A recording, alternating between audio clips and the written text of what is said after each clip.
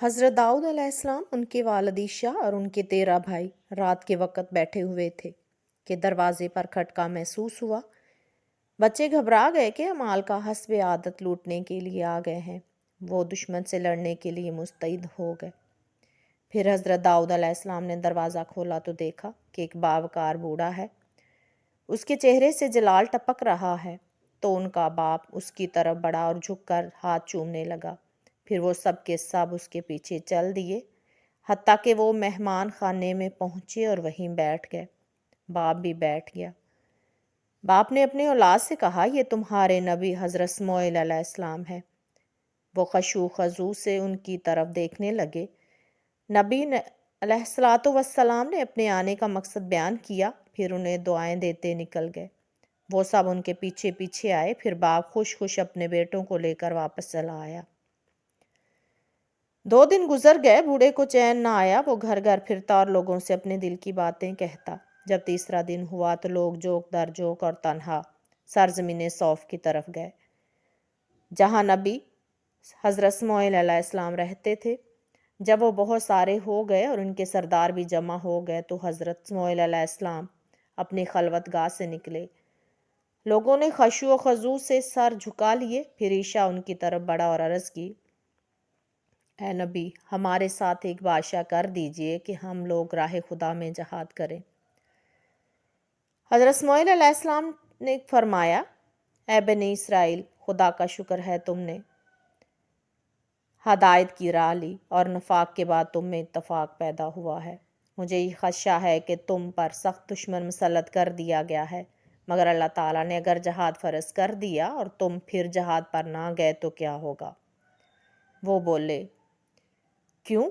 ہم راہ خدا میں جہاد کے لیے کیوں نہیں نکلیں گے، جبکہ ہم اپنے دشمنوں سے اپنے وطن سے نکال دیے گئے ہیں اور بچوں سے محروم کر دیے گئے ہیں۔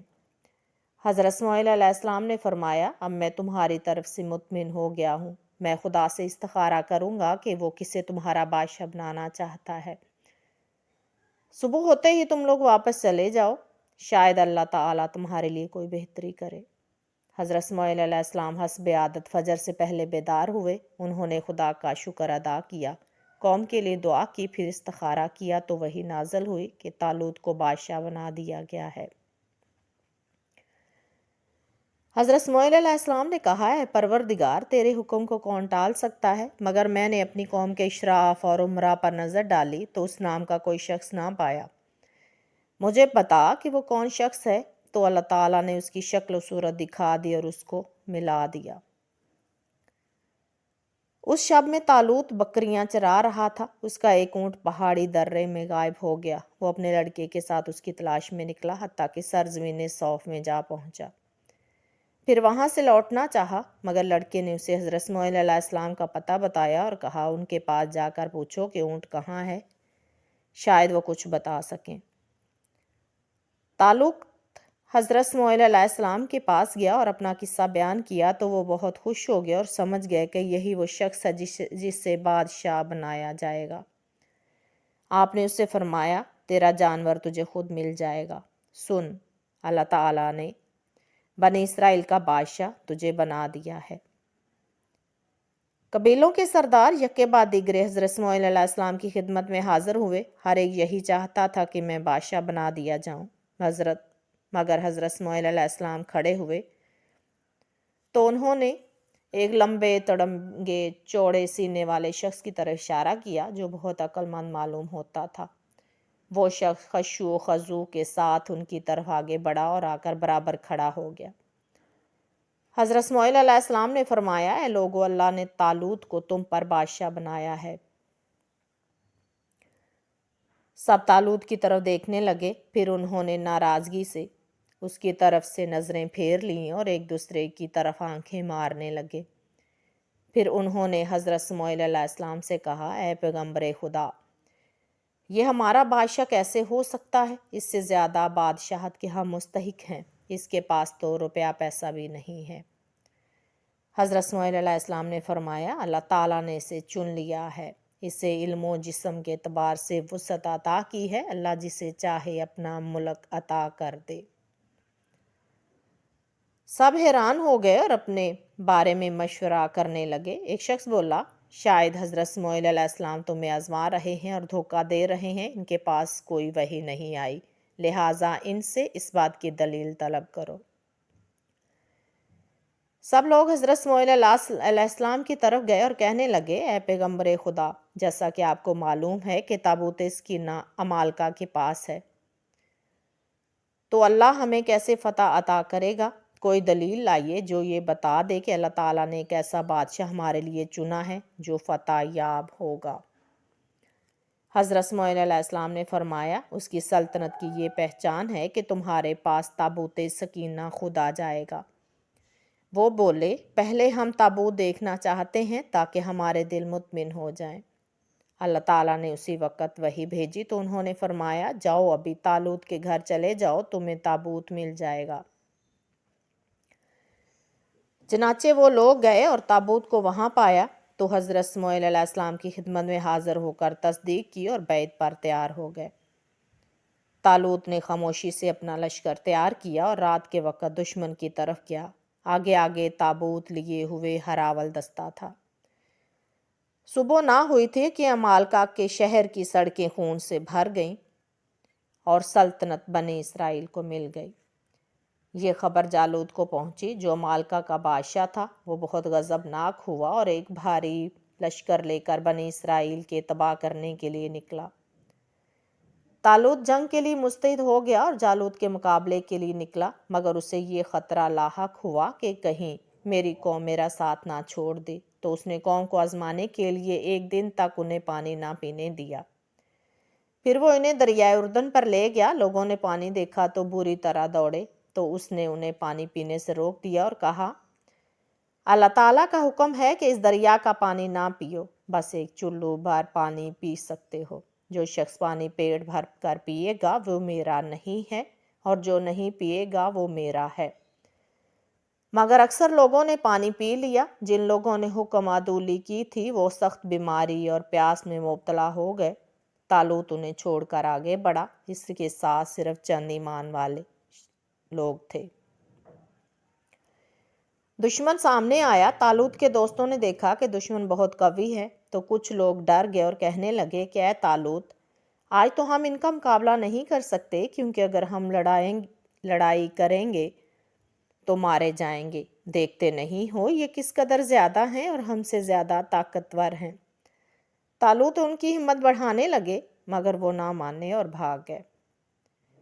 قریب تھا کہ طالوت شدت غم سے بے ہوش ہو جاتا کہ ایک جماعت بڑھی اور اس نے کہا، پرواہ نہ کیجیے، ہم آپ کے ساتھ ہیں، ان سے لڑیں گے اللہ کے حکم سے۔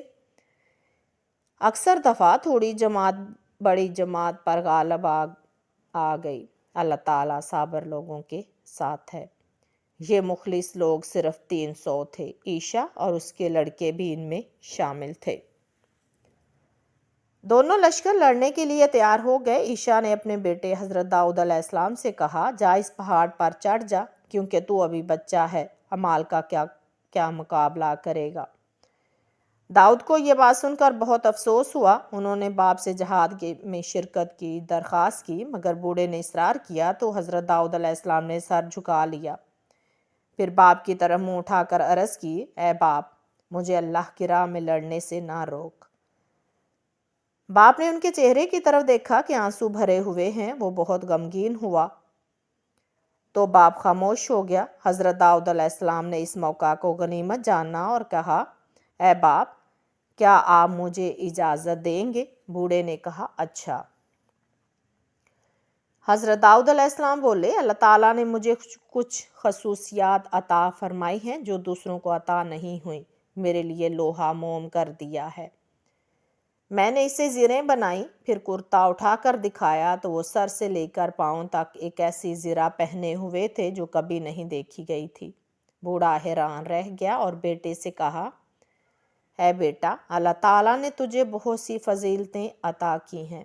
حضرت داؤد علیہ السلام بولے، یہ میری اس گوپھن میں بھی عجیب طاقت رکھی ہے، جس کے مارتا ہوں مر ہی جاتا ہے۔ عیشا نے اللہ تعالیٰ کا شکر ادا کیا۔ حضرت داؤد علیہ السلام بولے، آج میں تمہارے ساتھ جا رہا تھا، اللہ کو یاد کر رہا تھا کہ میں نے اپنے پہلو کی طرف سے تسبیح کی آواز سنی۔ 3 پتھر میری تسبیح کو دہرا رہے ہیں۔ میں ان کی طرف دیکھنے لگا تو وہ پکارے، اے داؤد، ہمیں اپنے ساتھ لے لو، ہمارے ذریعے اللہ تعالیٰ آپ کو فتح دے گا۔ کیا یہ باتیں ایسی نہیں ہیں کہ آپ میرے بارے میں اپنی رائے پر نظر ثانی کریں؟ حضرت داؤد علیہ السلام کے باپ بولے، موت اللہ تعالیٰ کے ہاتھ میں ہے، اپنی گوپھر اور وہ پتھر لا۔ پہلے انفرادی طور پر لڑائی ہوا کرتی تھی اور ہمیشہ عمالقہ کو غلبہ ہوا کرتا تھا، لہٰذا جالوت عمالقہ کا بادشاہ سب سے پہلے آگے بڑھا اور کہنے لگا، اے بنی اسرائیل، اپنے بادشاہ کو میرے مقابلہ کے لیے بھیجو۔ اگر میں غالب آ جاؤں تو میں تمہارے ملک کا مالک ہو جاؤں گا، اور اگر وہ غالب آ گیا تو وہ میری سلطنت کا مالک ہو جائے گا۔ اس طرح تم لوگوں کی جانیں بچ جائیں گی۔ طالوت یہ سن کر پریشان ہو گیا، کیونکہ اس کا دشمن ستون کے برابر لمبا اور ہاتھی جیسے بدن والا تھا۔ لوگ بھڑکانے لگے، مگر طالوت کی ہمت نہ پڑی۔ وہ اپنے دوستوں سے مدد چاہنے لگا اور بنی اسرائیل اسے بھڑکانے لگے کہ آگے بڑھ اور اپنا فرض ادا کر۔ پھر وہ بولا، تم میں سے جو کوئی اس املاک کو قتل کرے گا، میں اس کے ساتھ اپنی بیٹی مکیال کی شادی کر دوں گا۔ وہ میرا ولی عہد ہوگا اور میرے تاج و تخت کا وارث ہوگا۔ ایک شخص بولا، ہم سب مل کر لڑائی کریں گے اس وقت تک کہ ہم سب کے سب مارے جائیں یا اللہ تعالیٰ ہمیں فتح نصیب فرمائے۔ انہوں نے جالوت کی کڑک دار آواز سنی جو کہ یہ کہہ رہا تھا، اگر تمہارا بادشاہ نہیں بڑھتا تو ہم سب تم پر حملہ کیے دیتے ہیں اور زمین کو تمہارے خون سے سیراب کیے دیتے ہیں۔ یہ سنتے ہی ایک نوجوان لوگوں کو چیرتا پھاڑتا آگے بڑھا، حتیٰ کہ طالوت کے پاس جا پہنچا اور کہا، میں اس کافر کو قتل کر دوں گا۔ طالوت نے اسے دیکھا تو حقارت سے ہونٹ پچکانے لگا۔ لڑکے کے باپ نے کہا، اے بادشاہ، اس لڑکے کو بھیج دے، مجھے اس پر کامل بھروسہ ہے۔ حضرت داؤد جالوت کے مقابلے کے لیے نکلے۔ وہ بڑے اصرار سے اور بڑے شوق سے آگے بڑھے تھے۔ لوگوں نے انہیں دیکھا تو ان کے دل دھڑکنے لگے۔ جالوت نے انہیں دیکھا تو ہنس پڑا اور بولا، یہ ہے تمہارا بادشاہ اور یہ ہے تمہارا سردار۔ حضرت داؤد علیہ السلام نے کہا، میں تو سب سے چھوٹا ہوں اور سب سے کمزور ہوں، مگر اے کافر، اب میں تجھے اپنی طاقت کا زور دکھاتا ہوں۔ جالوت نے دوسری بار کہکا لگایا اور کہا، اے نادان بچے، میں اپنے تیر تیرے جسم سے چھید کر دوں گا اور اپنی تلوار سے تیری بوٹیاں اڑا دوں گا، کیونکہ تو بڑا بے شرم اور بے ادب ہے۔ یہ کہہ کر اس نے کمان میں تیر رکھا اور حضرت داؤد علیہ السلام نے اپنی گوپھن میں پہلا پتھر رکھا اور کہا، یہ میرے باپ حضرت ابراہیم کے نام کا، اور پھر دوسرا رکھا اور کہا، یہ میرے باپ حضرت اسحاق کے نام کا، پھر تیسرا رکھا اور کہا، یہ میرے باپ حضرت اسماعیل کے نام کا ہے۔ طالوت نے دیکھا کہ تینوں پتھر ایک دوسرے سے مل گئے ہیں۔ داؤد اور جالوت کے درمیان 20 گز کا فاصلہ تھا۔ تھوڑے دونوں آگے بڑھے اور 10 گز کا فاصلہ رہ گیا۔ جالوت نے بجلی کی کڑک سے تیر چلایا اور حضرت داؤد علیہ السلام کی زرہ سے ٹکرا کر ان کے قدموں میں جا گرا۔ پھر حضرت داؤد علیہ السلام نے اپنی گوپھن کو حرکت دی تو پھر رعد کی طرح نکلا اور آنکھ کے آر پار ہو گیا۔